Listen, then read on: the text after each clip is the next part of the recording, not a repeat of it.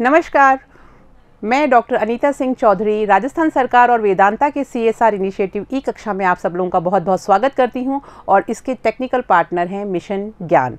आज हम पढ़ने वाले हैं आपके 10th क्लास की इंग्लिश की बुक फर्स्ट फ्लाइट का फर्स्ट चैप्टर, जिसका नाम है अ लेटर टू गॉड।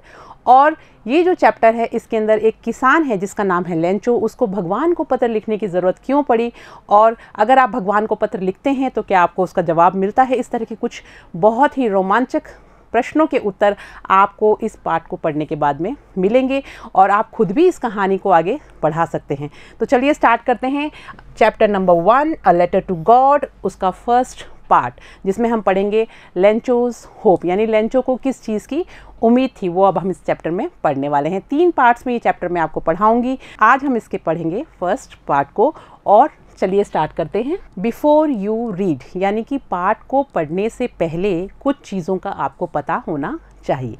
वो क्या पता होना चाहिए? दे से फेथ कैन मूव माउंटेन्स, ये वो लोग कहते हैं या ऐसा माना जाता है कि जो भरोसा है वो पर्वतों को, पहाड़ों को भी हिला सकता है। यानी कि अगर आपको किसी चीज़ में फेथ है तो आप कुछ भी कर सकते हैं, कठिन से कठिन कार्य को भी कर सकते हैं। But what should we put our faith in, लेकिन हम अपना भरोसा जो है वो किस चीज़ में दिखाएं। This is the question that story delicately poses, और यही वो प्रश्न है जो इस कहानी में आप लोगों को बहुत ही नाजुकता से दर्शाया गया है। Lencho is a farmer who writes a letter to God when his crops are ruined, यानी कि लेंचो एक किसान है जो भगवान को पत्र लिखता है जब उसकी जो फसल है वो बर्बाद हो जाती है, खराब हो जाती है, नष्ट हो जाती है। ruined का मतलब होता है बर्बाद हो जाना, नष्ट हो जाना। आस्किंग फॉर 100 pesos, और वो क्या करता है, भगवान से 100 पैसे की मदद मांगता है। तो चलिए स्टार्ट करते हैं। Does Lencho's letter reach God, कुछ प्रश्न जो इस पाठ को शुरू करने से पहले मैं आप लोगों से पूछना चाहूँगी कि आप इनके उत्तर तब दे पाएंगे जब आप इस पूरी स्टोरी को समझ लेंगे। लेकिन प्रश्न आपको मैं पहले ही पूछती हूँ कि does Lencho's letter reach God. पूरी कहानी को ध्यान से सुनिएगा और फिर आप इसका आंसर कीजिएगा। क्या भगवान के पास लेंचो का पत्र पहुँचा?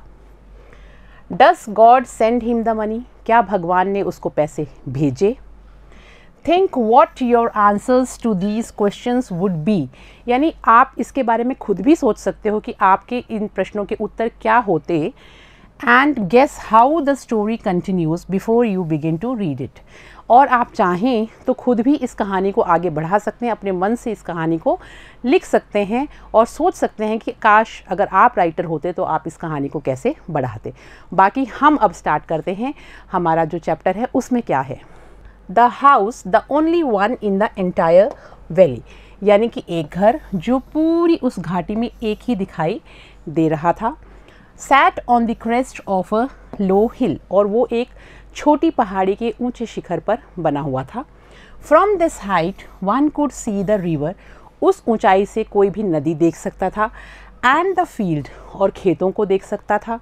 Of ripe corn dotted with the flowers, और वो पके हुए मक्के के जो खेत थे उनके ऊपर जो फूल आए हुए थे वो बिल्कुल डॉट डॉट दिखाई दे रहे थे। That always promised a good harvest, और वो इस चीज़ का वादा कर रहे थे कि फसल बहुत अच्छी होने वाली है, क्योंकि जब भी कभी फूल आते हैं तो वो फसल अच्छी होने की तरफ इशारा करते हैं। The only thing the earth needed was a downpour और एटलीस्ट अ शावर। अब किस चीज़ की ज़रूरत थी वहाँ पे उस फसल को? या तो एक वहाँ पे बहुत अच्छी सी मूसलाधार वर्षा हो जाती, बरसात हो जाती, या फिर छोटी मोटी फुहारों के साथ बौछारें ही गिर जाती तो उस फसल को बहुत फ़ायदा मिलता। Through out the morning Lencho, यानी सुबह से ही लेंचो किसी चीज़ का इंतज़ार कर रहा था। वो अब हम पढ़ेंगे कि किस चीज़ का इंतज़ार कर रहा था। उससे पहले कर लेते हैं वर्ड मीनिंग्स। एंटायर का मतलब होता है संपूर्ण या समूचा। वैली का मतलब होता है जो घाटी होती है दो पर्वतों के बीच में, उसको हम वैली बोलते हैं। क्रेस्ट यानी किसी भी प्राचीन कुल का जो चिन्ह होता है उसको भी बोल सकते हैं, और शिखर को भी बोलते हैं। डॉटेड यानी छितराया हुआ, चारों तरफ फैला हुआ। हार्वेस्ट यानी जो फसल होती है, जमा की हुई फसल होती है, उसको बोलते हैं। डाउनपोर यानी मूसलाधार बरसात। शावर यानी हल्की हल्की फुहारें। तो अब देखते हैं कि अब लेंचो जो है वो किस चीज़ का इंतज़ार कर रहा था। Who knew his fields intimately, यानी कि वो अपने खेतों को बहुत ही विस्तार पूर्वक यानी बहुत ही घनिष्ठता से जानता था। हैड डन नथिंग, उसने कुछ भी नहीं किया था सुबह से, else but see the sky towards the north east, और वो क्या कर रहा था, उत्तर पूर्वी दिशा की तरफ सिर्फ देख रहा था, उस दिशा में इंतज़ार कर रहा था बरसात का। Now we are really going to get some water woman, और वो अपनी पत्नी से कहता है कि औरत बोलता है, संबोधित करता है उसको कि देखो अब हमें ज़रूर अच्छा पानी मिलेगा, यानी अच्छी बरसात ज़रूर होगी। The woman who was preparing supper replied, और औरत यानी उसकी पत्नी जो रात का खाना बना रही थी उसने जवाब दिया, येस, हाँ, गॉड विलिंग, कि अगर भगवान की इच्छा हुई तो ऐसा ज़रूर होगा। The older boys were working in the field, यानी जो बड़े लड़के थे वो खेतों में काम कर रहे थे। While the smaller ones were playing near the house, और छोटे वाले जो थे वो घर के पास में खेल रहे थे। Until the woman called to them all, जब तक कि उनकी जो माँ थी उन्होंने उनको बुलाया नहीं। कम फॉर डिनर, और उसने कहा कि खाना खाने के लिए आ जाइए। It was during the meal that just as Lencho had predicted, यानी कि जैसा कि लेंको ने सोचा था, it was during the meal, यानी खाना खाने के दौरान, that just as Lencho had predicted, जैसा उसने अनुमान लगाया था, सोचा था, बिग ड्रॉप्स, बड़ी बड़ी बूंदें, of rain begin to fall, यानी बरसात की बूंदें जो हैं वो गिरने लग गई। In the north east huge mountains of clouds could be seen approaching, और वहाँ पर उत्तर पूर्वी दिशा में बहुत बड़े बड़े बादल दिखाई दे रहे थे। अप्रोचिंग, जो बढ़ रहे थे, अप्रोचिंग का मतलब होता है बढ़ना, जो उनकी तरफ बढ़ रहे थे, और ह्यूज का मतलब होता है बड़े बड़े। प्रिडिक्टेड का मतलब होता है अनुमान लगाना। The air was fresh and sweet, जो हवा जो है बहुत ही मधुर और बहुत ही ताज़ी हवा बह रही थी।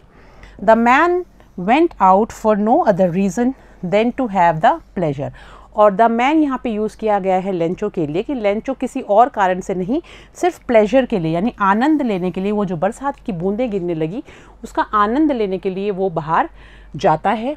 प्रिडिक्टेड का मतलब होता है भविष्यवाणी करना या अनुमान लगाना। ह्यूज का मतलब होता है बहुत बड़ा या विशाल। अप्रोचिंग का मतलब होता है किसी की तरफ बढ़ना या पास में आना। प्लेजर का मतलब होता है प्रसन्नता या संतुष्टि। Of feeling the rain on his body and when he returned he exclaimed, और उस बरसात को अपने शरीर के ऊपर महसूस करने के लिए वो बाहर चला जाता है। व्हेन ही रिटर्न, जब वो वापस आता है, ही एक्सक्लेम्ड, वो बहुत ही खुश होता है, और इस भावावेश में यानी खुशी में खुशी जाहिर करते हुए कहता है, these aren't rain drops falling from the sky, they are new coins, कि ये रेन ड्रॉप्स नहीं है, बरसात की बूंदें नहीं हैं, ये सिक्के हैं जो बरसात के रूप में गिर रहे हैं। The big drops are 10 cent pieces and the little ones are 5, और उसको वो कंपेयर करता है कि बड़ी जो बूंदें हैं वो 10 सेंट के बराबर हैं और छोटी जो बूंदें हैं वो 5 सेंट के बराबर हैं।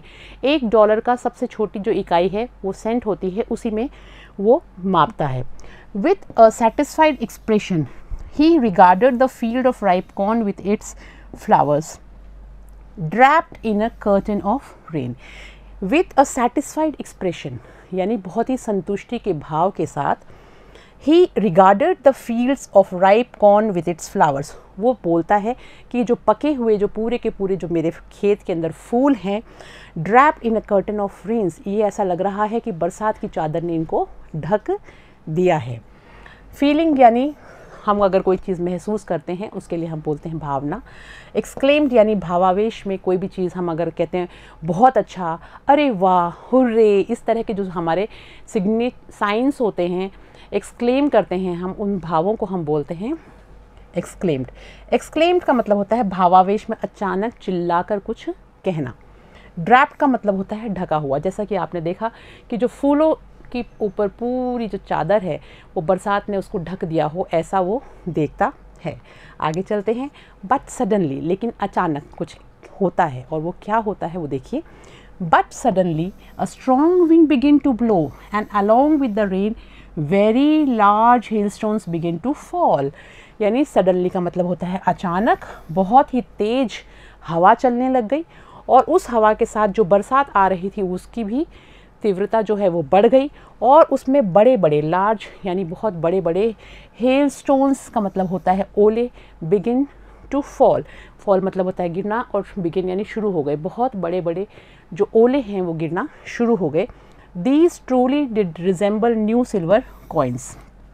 और ये जो ओले थे, अब ये ओले बिल्कुल वास्तव में जैसा लेंचो ने कहा था सिल्वर कॉइन्स यानी चांदी के सिक्कों के साथ मेल खाने लगे, वैसे ही दिखने लगे जैसे चांदी के सिक्के हों, क्योंकि बड़े बड़े ओले थे, सफ़ेद रंग के थे, बिल्कुल उसको कंपेयर किया है चांदी के सिक्कों के साथ में।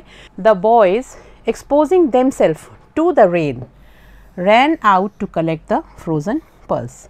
जो बच्चे थे जिन्होंने अपने आप को उस बरसात के हवाले कर दिया था, यानी कि वो बरसात का आनंद लेने के लिए जब बाहर चले गए तो उन्होंने क्या किया, भाग भाग कर उन फ्रोज़न पर्ल्स यानी जमे हुए जो ओले हैं, पर्ल यानी ओले, उन जमे हुए ओलों को वो उठाने के लिए बरसात में चले गए। अपने आप को एक्सपोज कर दिया यानी बरसात की चिंता नहीं करी और बाहर चले गए। It really getting bad now exclaimed the man. और लेंचो ने कहा कि अब तो ये बहुत ही ज़्यादा ख़राब स्थिति होती जा रही। अब उसकी जो स्थिति थी वो चिंताजनक दिखाई देने लगी। वो सोचने लगा कि अब ये सही नहीं है। बरसात हो रही थी, वो बहुत अच्छी बात थी क्योंकि वो बरसात का इंतज़ार कर रहा था, लेकिन बरसात का जो रूप परिवर्तित हुआ, जब वो ओलावृष्टि होने लगी, बड़े बड़े ओले गिरने लगे और फसल को नुकसान पहुँचाने लगे, वो सही नहीं था। सडनली मतलब होता है अचानक, बिगिन का मतलब होता है शुरू करना, रिजेंबल का मतलब होता है एक दूसरे के जैसा दिखना या मेल खाना, एक्सपोजिंग यानी बाहर लाना, और फ्रोज़न का मतलब होता है जमे हुए। आई होप, मैं उम्मीद करता हूँ। अब लेंचो जो है वो क्या कह रहा है, I hope it passes quickly, कि ये जल्दी से ख़त्म हो जाए। क्विकली यानी जल्दी से ख़त्म हो जाए। It did not pass quickly, लेकिन वो जल्दी से ख़त्म नहीं हुई, यानी वो जो ओलावृष्टि थी उसके लिए लेंचो कहता है कि भगवान करे कि जल्दी से अब ये ख़त्म हो जाए, ओले पड़ने बंद हो जाएं, लेकिन ऐसा होता नहीं है बहुत देर तक। For an hour the hell rained on the house, the garden, the hill side and the corn field.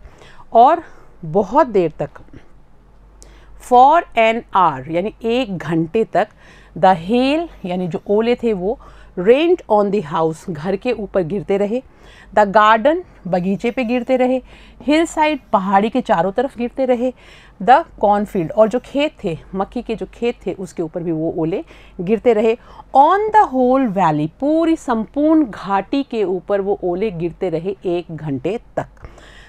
The field was white as if covered with salt, और जो खेत था वो बिल्कुल सफ़ेद हो गया जैसे कि वो नमक ने उसको ढक दिया हो, नमक की चादर बिछ गई हो, इस तरह का वो खेत दिखने लग गया।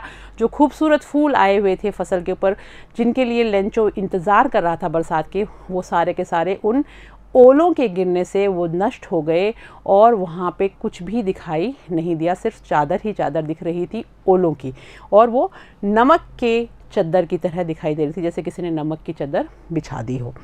Not a leaf remained on the trees, यहाँ तक कि एक भी पत्ती नहीं बची पेड़ों के ऊपर, जो उसके आसपास का जो इलाका था वहाँ पर कुछ भी नहीं बचा, पत्ती एक भी पेड़ के ऊपर नहीं दिखाई दे रही थी। The corn was totally destroyed, और मक्के के जो खेत थे वो पूरी तरह से नष्ट हो चुके थे। डिस्ट्रॉयड का मतलब होता है नष्ट होना। क्विकली यानी जल्दी, डिस्ट्रॉयड यानी नष्ट करना, हेल यानी ओले, और कॉर्नफील्ड यानी मक्के के खेत। अब देखते हैं फिर क्या हुआ। Flowers were gone from the plants, जो पौधे थे खेत में उसके ऊपर से भी फूल चले गए थे। Lencho soul was filled with sadness, और लेंचो की जो आत्मा है अब वो दुख से भर गई थी। सैडनेस का मतलब होता है दुख से भरना, फील्ड यानी भरना, और सोल यानी आत्मा। अब लेंचो की आत्मा बिल्कुल दुख से भर चुकी थी। When the storm had passed, जब तूफान गुजर गया, he stood in the middle of the field and said to his sons, तूफान के जाने के बाद में वो बिल्कुल अपने खेतों के बीचों बीच जाके खड़ा हो गया, और स्टूड मतलब होता है वहाँ पे जाके खड़ा होना, और उसने अपने बेटों से कहा, क्या कहा, अ plague of locust would have left more than this, यानी कि अगर टिड्डी दलों का हमला हमारे खेतों पर होता तो भी वो कुछ ना कुछ छोड़ जाती, इतना बड़ा नुकसान हमें नहीं होता। The hell has left nothing, और इस ओलावृष्टि ने तो कुछ भी नहीं छोड़ा। कहने का मतलब कि जो प्राकृतिक आपदा आई, जो ओलावृष्टि हुई, उसने कुछ भी नहीं छोड़ा, फसल बर्बाद हो गई। इससे तो थोड़ा बहुत अगर टिड्डी दलों ने हमला किया होता तो वो तो कुछ ना कुछ छोड़ ही जाती। This year we will have no corn, इस साल हमारे को बिल्कुल भी फसल नहीं हुई, मक्का नहीं होगा। That night was a sorrowful one, और वो जो रात थी वो बहुत ही दुख भरी रात थी। All our work for nothing, और वो कहता है कि जो भी हमने काम किया वो सारा का सारा ख़त्म हो गया, बर्बाद हो गया, किसी काम का नहीं रहा। फॉर नथिंग यानी अब वो किसी भी काम का नहीं रहा। सोल का मतलब होता है आत्मा, फिल्ड का मतलब होता है भर जाना, भर गया। उदासी सैडनेस का मतलब होता है। स्टूड का मतलब होता है खड़ा था। प्लेग यानी एक बीमारी जो बहुत ही महामारी जो फैलती है उसके लिए प्लेग शब्द यूज़ होता है, लेकिन यहाँ पर लोकस्ट के साथ प्लेग को यूज़ किया है। प्लेग ऑफ लोकस्ट यानी टिड्डी दलों का बहुत बड़ा झुंड भी अगर आ जाता, बीमारी की जैसे फैलती है वैसे वो फैल जाते हैं खेतों के ऊपर, तो भी कुछ ना कुछ बच जाता।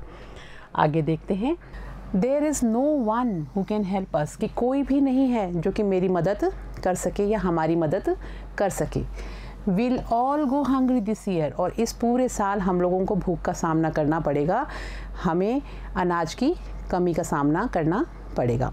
तो इस तरह से जो हमने फर्स्ट पार्ट पढ़ा उसमें हमने पढ़ा कि लेंचो जो है उसने किस चीज़ की उम्मीद करी थी। उसने बहुत अच्छी बरसात की उम्मीद करी थी और वो हुई भी, लेकिन उसका रूप बदल गया और मूसलाधार बरसात के बाद में ओले गिरने लगे और ओलावृष्टि ने लेंचो की पूरी फसल को बर्बाद कर दिया। और अब वो बहुत ज़्यादा दुखी है। आखिर में वो ये सोचता है कि अब कौन मेरी मदद करेगा।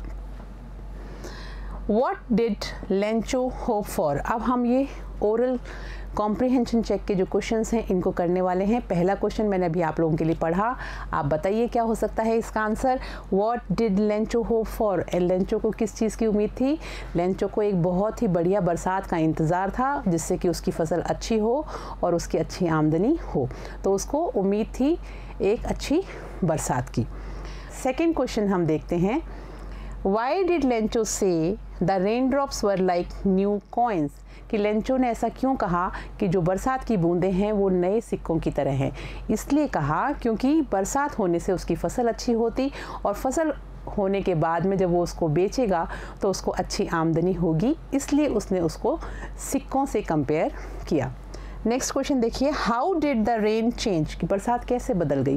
पहले बरसात जो थी बहुत अच्छी से आराम से हो रही थी, तेज़ बरसात भी हुई, मोटी मोटी बूंदें भी गिरी, लेकिन बाद में वो ओलावृष्टि में परिवर्तन हो गया, उसका परिवर्तित हो गई। What happened to Lencho's field? Lencho के खेतों को क्या हुआ? लेंचो के खेत बिल्कुल पूरी तरह से नष्ट हो गए और बर्बाद हो गए। जो ओले थे उन्होंने सारे फूलों को दबा दिया और वहाँ पे एक नमक की चादर सी बिछ गई। कहीं पर भी कोई भी फूल का नामो निशान बाकी नहीं रहा, सभी पेड़ों के ऊपर से पत्तियाँ भी गिर चुकी थी। What were Lencho's feeling when the hail stopped? जब बरसात ख़त्म हुई और जब ये ओलावृष्टि ख़त्म हुई तो लेंचो की कैसी भावना थी, उसके मन में क्या विचार थे? उसके मन में ये विचार थे कि अब हमारी मदद कोई नहीं कर सकता। Will all go hungry this year, और इस साल हमें भूख का सामना करना पड़ेगा। तो ये जो दो लास्ट की लाइन है इसका चौथे प्रश्न का, फोर्थ क्वेश्चन का आंसर आपको यहीं पर मिलेगा। There is no one who can help us, यानी हमारी मदद कोई नहीं कर सकता। Will all go hungry this year, और इस साल हमें भूख का सामना करना पड़ेगा। तो बच्चों, आप लोगों को ये फर्स्ट पार्ट कैसा लगा? अच्छा लगा होगा उम्मीद करती हूँ। और नेक्स्ट पार्ट में हम फिर चलेंगे, देखेंगे कि सेकंड पार्ट में क्या होता है। लेंचो की जब फसल ख़राब हो गई और अब वो नाउम्मीद था, निराश था, तो उसने सेकंड पार्ट में भगवान को पत्र लिख डाला और उस पत्र में उसने क्या लिखा, क्या उसकी भगवान ने मदद करी, क्या उसकी उम्मीद पूरी हुई, इसके लिए हम देखेंगे नेक्स्ट पार्ट में। फिर मिलते हैं, तब तक के लिए आप लोग पढ़ते रहिए। Thank you.